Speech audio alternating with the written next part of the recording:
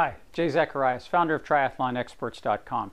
Today what I want to talk about is cycling. And it's been pointed out to me that I've actually neglected in my previous videos and writings and articles, things like that. I've really neglected to talk much about cycling, and I want to correct that oversight right now because cycling is without a doubt one of the most important parts of a triathlon. It makes up 50% of most triathlons. So let's get right to it. Now, cycling, like swimming and running, is made up of three components. You have your aerobic base building, you have your strength building, and probably sitting on top of those is your technique or speed skills.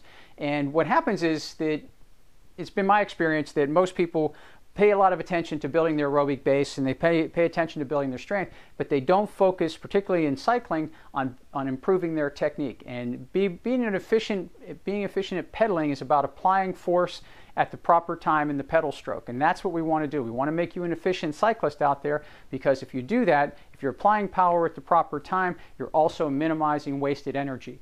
And that is extremely important in any triathlon, so that you're conserving energy throughout, you're going as fast as you can during the cycling leg, and you're conserving as much energy as possible. So the most effective way that I know of to do that is to build a technique drill. I'm going to give you one in particular. Build technique drills into your training on a regular basis. And the single leg drill is without a doubt, I think, the most effective drill out there for improving your pedaling efficiency. And if you're not familiar with the single leg drill, it's really pretty simple. I would recommend you do this on a trainer and not out on the road. It's just a lot safer. And what it amounts to is as you're warming up and in your cool down, we'll also recommend doing some there, that you unclip one leg from the pedal and just pedal with a single leg for about 20 or 30 seconds, clip the other one back in, spin for another 20 or 30 seconds, and then unclip the other leg. Now do a couple of repetitions on each leg. Now what this is going to do is it's going to start teaching you what most people think it does, is it teaches you to pedal in circles. And it does do that. It improves that, it makes that a little bit more fluid.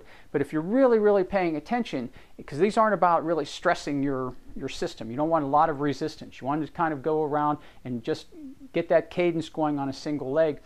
And what it will do is it'll start to make you recognize where the power point in each pedal stroke is. And that's between 1 and 4 o'clock, with the maximum power output coming at 3 o'clock. That's the money portion of every pedal stroke, and that's where you want to be applying the most force and the most strength on each revolution.